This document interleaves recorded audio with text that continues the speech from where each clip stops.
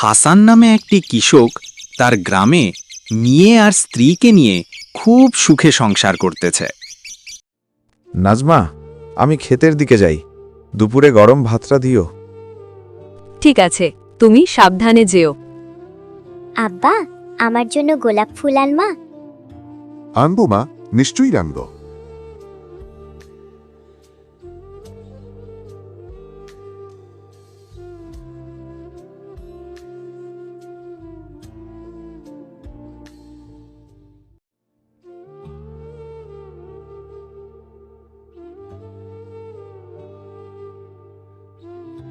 রিমি, দেখো তো তোমার আব্বার জন্য ভাত ডাল গরম করছি। আমিও খাবো আম্মু, আমরাও একসাথে বসবো। যাই, এখন বাড়িতে যাই। আজ কাজটা একটু বেশি হলো, কিন্তু তোমাদের দেখে সব ক্লান্তি দূর। এসো, আগে হাত মুখ ধুয়ে নাও। আব্বা, আমার ফুল। এই যে তোমার গোলাপ ফুল। কুপিবাতিটা ধরিয়ে দিচ্ছি। আজ আকাশটা কত সুন্দর। হ্যাঁ, গ্রামের রাতের শান্তি আলাদা। আমরা কি গল্প শুনবো? অবশ্যই, আজ তোমাকে একটি নতুন গল্প বলবো। হায় আল্লাহ, চাল উড়ে যাচ্ছে। সবাই ভেতরে এসো, ভয় পেও না।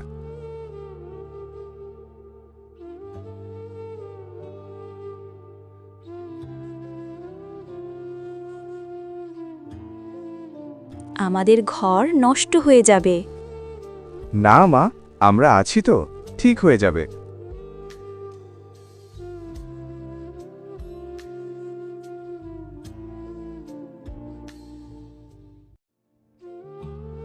চিন্তা করবেন না হাসান, আমরা সবাই মিলে ঘরটা আবার ঠিক করে দেব। আপনাদের উপকার কখনো ভুলব না। আমাদের ঘরটা আবার সুন্দর হবে, তাই তো? হবে মা, কারণ আমরা একসাথে আছি। ভোর হওয়ার আগেই ঘুম ভাঙে রোহিঙ্গা চাচার। টিনের ঘরের চাল ফুঁড়ে শিশির পড়ে মুখে। চোখ মেলে একটু আকাশের দিকে তাকান। এই আকাশই তার একমাত্র পরিচয়হীন ঠিকানা। চুপচাপ উঠে বসতেই পাশে শুয়ে থাকা স্ত্রী নূরজাহান নড়ে চড়ে ওঠে। এত ভোরে উঠছেন কেন? এখনো অন্ধকার। অন্ধকারেই তো আমাদের দিন শুরু হয়, দেরি করলে কাজ পামু না। কিছু না বলে পুরনো একটা গামছা এগিয়ে দাও।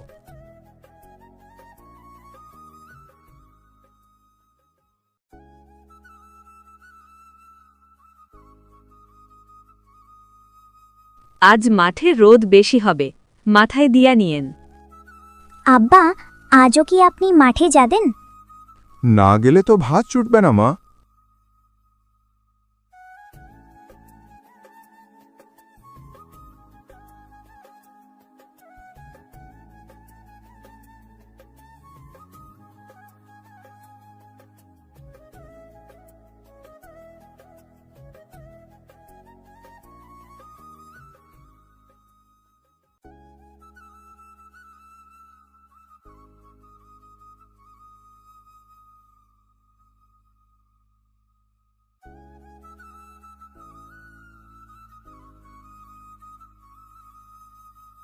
এই যে চাচা, আজ একটু বেশি কাজ আছে, পারবেন?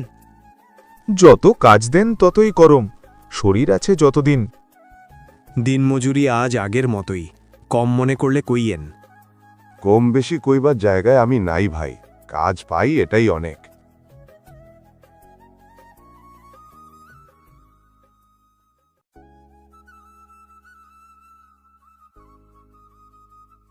চাচা, এত খাটেন কেন? শরীর তো আর আগের মতো নাই। শরীর থামলে পেট থামবে না ভাই।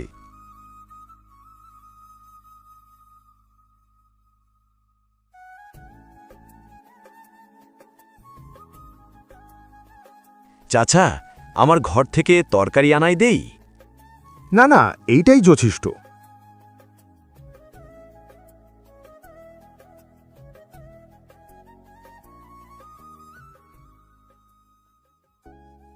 আজ কেমন গেল? আল্লাহ রাখছে, কাজ পাইছি।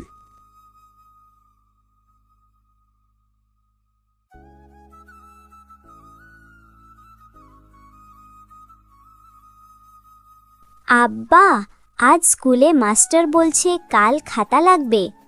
কয় টাকা লাগবে মা? বেশি না আব্বা, একটু। আজকের মজুরি দিয়ে খাতা হলে কাল চাল হবে না। চাল পরে হবে, মেয়ের পড়া আগে। আপনি না থাকলে আমরা কি করতাম? আমি থাকি বলেই তো মানুষ মনে করি নিজেকে। এই দেশে আমাদের আপন কেউ নাই। মাটি আপন না হলেও ঘাম তো আমাদের। ভোরের আবছা আলো, পাখিদের কিচিরমিচির শোনা যাচ্ছে। করিম চাচা কাঁধে লাঙল আর হাতে পানি খাওয়ার পাত্র নিয়ে তৈরি হচ্ছেন। আমেনা খাতুন ভেতর থেকে বেরিয়ে এলেন। এই শোনো, এই ভর সন্ধ্যার রাতে আবার কোথায় হন্তদন্ত হয়ে বেরোচ্ছ? শরীরটা তো তোমার ভালো না। ওগো গিন্নি, এটা সন্ধ্যা না, এটা নতুন দিনের শুরু। মাঠে না গেলে কি আর ধানের চারাগুলো মুখ তুলে চাইবে? আজ ওগুলো দেখতেই হবে। কাল তো সারাদিন ওই কড়া রোদে পুড়ে খাক হলে, আজ অন্তত একটু বেলা করে যাও। শরীরটা যদি ভেঙে পড়ে তখন কি হবে? শরীরের যত্ন নিয়ে বসে থাকলে কি আর পেট ভরবে? মাটি যখন ফেটে চৌচির হয় তখন কি ঘরে বসে থাকা মানায়? আগে ফসল বাঁচুক, তারপর জিরিয়ে নেওয়া যাবে। রফিক ঘুম চোখে চোখ ডলতে ডলতে দরজার কাছে এসে দাঁড়ালো। আব্বা, আজ কি আমি স্কুলে যাব? অবশ্যই যাবি বাজান। আমার হাড়ভাঙা খাটুনি তো তোর জন্যই। পড়াশুনো কোনোভাবেই বাদ দেওয়া যাবে না। কিন্তু আব্বা, অঙ্ক স্যার যে বলেছে নতুন খাতা আর কলম কিনতে, আমার তো সব শেষ। একটু ধৈর্য ধর বাপ, আর কটা দিন। এই ফসলটা যদি ঠিকমতো ঘরে তুলতে পারি তাহলে খাতা কলম তোকে নতুন ব্যাগও কিনে দেব, চিন্তা করিস না। করিম চাচা এই বলে মাঠের দিকে হাঁটা আরম্ভ দিলেন।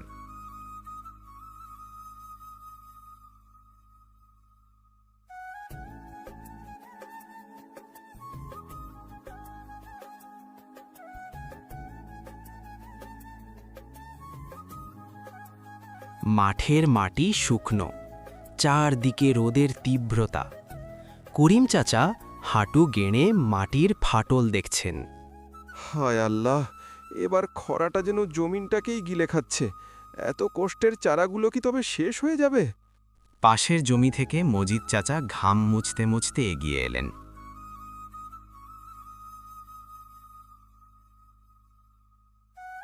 করিম ভাই, এখনো এখানে পড়ে আছেন? আমি তো আশা ছেড়ে দিয়েছি। এই রোদে কি আর ধান বাঁচে? আশা ছাড়লে তো সব শেষ মজিদ। কৃষকের কাজ হলো আমৃত্যু লড়াই করা। মাটি আমাদের মা। মা কি কখনো সন্তানকে খালি হাতে ফেরাতে পারে? আরে ধুর, আমি তো ভাবছি কাল থেকে আর জমিতেই আসব না। লাভ নেই কোনো, শুধু শুধু ঘাম ঝরানো। মাটি দেখে ভয় পেলে কি চলে? মাটি আমাদের পরীক্ষা নিচ্ছে। এই পরীক্ষায় যে টিকবে সেই ফসল হাসাবে। গ্রামের চায়ের দোকান, সন্ধ্যাবেলা, লণ্ঠন জ্বলছে। রশিদ, কালু আর আরও কয়েকজন কৃষক আড্ডা দিচ্ছে। সবার চোখে মুখে দুশ্চিন্তার ছাপ। যা বুঝলাম, এবার এক মুঠো চালও ঘরে উঠবে না। এবার না খেয়ে মরতে হবে। আকাশটা তো একদম পাথরের মতো শক্ত হয়ে আছে। এক ফোঁটা বৃষ্টির নামগন্ধ নেই। কপরদক শূন্য দশা আমাদের। করিম চাচা দোকানে ঢুকলেন। রশিদ তার দিকে তাকিয়ে বাঁকা হাসি দিল। কি করিম চাচা, এখনো মাঠে জান লড়িয়ে দিচ্ছেন? আপনি কি ভাবছেন আকাশ থেকে সোনা পড়বে? আমি ভাবছি কাল ভোরে নদী থেকে বালতি ভরে পানি এনে হলেও চারাগুলো বাঁচাবো। চেষ্টা তো অন্তত করা চাই। এত কষ্ট করে কি লাভ চাচা? 2 বলতি পানিতে কি বিঘার পর বিঘা জমি ভিজবে? পাগলামি ছাড়েন। কষ্ট না করলে তো আর কৃষক হওয়া যায় না বাবা। যারা শুধু আকাশ পানে চেয়ে বসে থাকে, মাটি তাদের কথা শোনে না। মাটি শোনে শুধু ঘামের শব্দ। এই বলে বাড়ির দিকে রওনা দিলেন।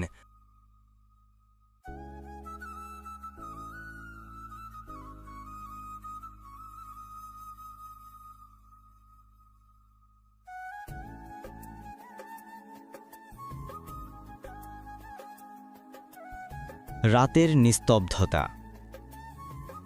করিম চাচা ক্লান্ত হয়ে ঘরে বসে আছেন। আমেনা খাতুন খাবার বেড়ে দিচ্ছেন। শুনলাম গ্রামের লোকজন তোমাকে নিয়ে হাসাহাসি করে, পাগল বলে নাকি তোমাকে?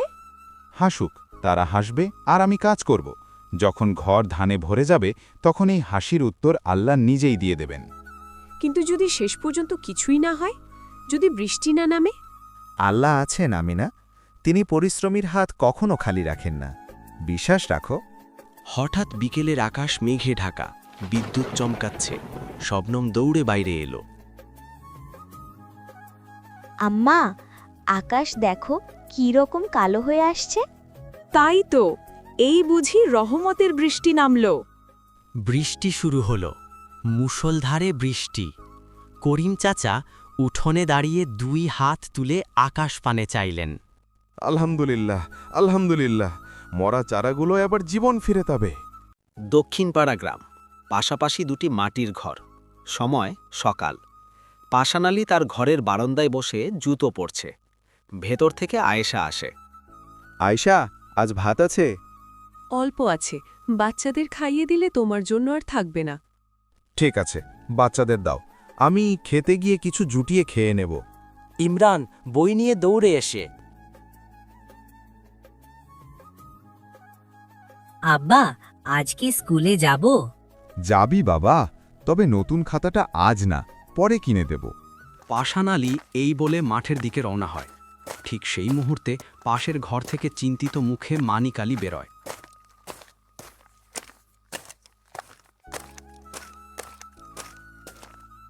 পাষাণ ভাই, এত সকালে কোথায় রওনা দিলে? এই তো খেতে যাচ্ছি। তোর কি খবর মানিক? আর বলিস না ভাই, একই দশা। সংসারের টান আর জমির চিন্তায় রাতে ঘুম হয় না। মানিক আলী বাজার যাবার প্রস্তুতি নিচ্ছে। রহিমা চুলা পরিষ্কার করছে। আজ বাজারে গেলে কিছু সওদা আনতে হবে। ঘরে কিছুই নেই, সব শেষ। টাকা তো নেই রহিমা, আজ যদি কোনো কাজ বা মজুরি পাই তবেই আনতে পারবো। আব্বা, আমার খুব শীত লাগছে, মাথা ব্যথা করছে। তোর অনেক জ্বর। আল্লাহ ভরসা মা, দেখি আজ কিছু জোগাড় করতে পারি কিনা।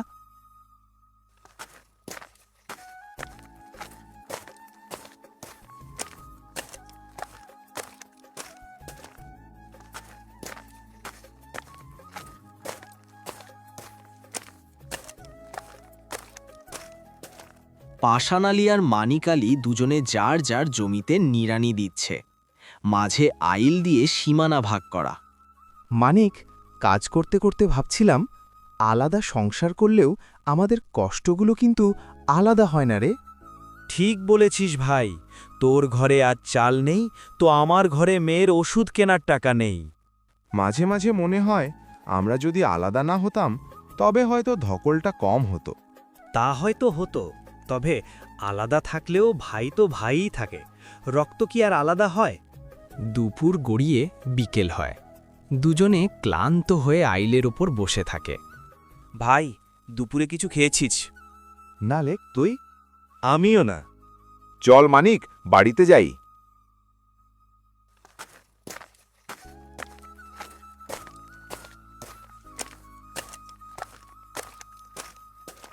সন্ধ্যাবেলা। পাষাণ ও মানিকের নিজ নিজ ঘর। পাষাণের ঘরে আয়েশা অপেক্ষা করছে। আজকে কিছুই আলেমি? না এশা, আজ কোনো বাড়তি কাজ পাইনি। আমি অভিযোগ করছি না, কিন্তু ছোট বাচ্চাগুলো তো ক্ষুধার জ্বালা বোঝে না। পাষাণ আলী চুপ করে জানালার বাইরে অন্ধকারের দিকে তাকিয়ে থাকে। অন্যদিকে মানিকের ঘরে সাবিনা জ্বরে কাঁপছে। সাবিনার জ্বর তো আরও বাড়ছে।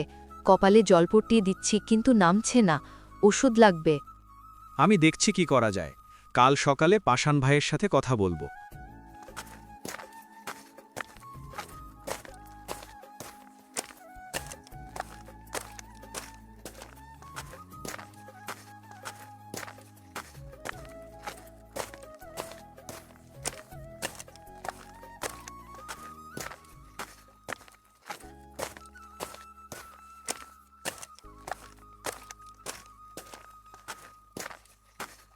পাষাণ ভাই, খুব বিপদে পড়ে আসলাম। সাবিনার শরীরটা খুব খারাপ। কিছু টাকা কি ধার দিতে পারবি? ওষুধ কিনতে হবে। আমার কাছেও বেশি নেই রে মানিক, যা আছে ধর, এটা দিয়ে আগে ডাক্তার দেখা। আল্লাহ তোকে ভালো রাখুক ভাই, এই দুঃসময়ে তুই আমার ভরসা। গ্রামের সেই মাঠ, নতুন উদ্যমে কাজ চলছে। মানিক, একটা কথা ভাবছি, সংসার আমাদের যার যার থাক, কিন্তু চাষটা যদি আমরা এবার একসাথে করি। ভালো বলেছিস ভাই, সার, বীজ আর লাঙ্গলের খরচ ভাগ করে নিলে দুজনেরই সাশ্রয় হবে, খাটনিও কমবে। ঠিক, 1 আর 1 মিলে 11 হয়। চল আজ থেকেই একসাথে শুরু করি।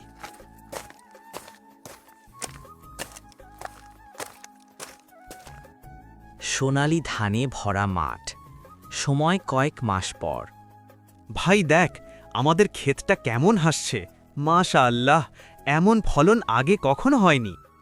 হ্যাঁ রে, আল্লাহ আমাদের দুজনের মেহনত কবুল করেছেন, আমাদের মুখে হাসি দিয়েছেন।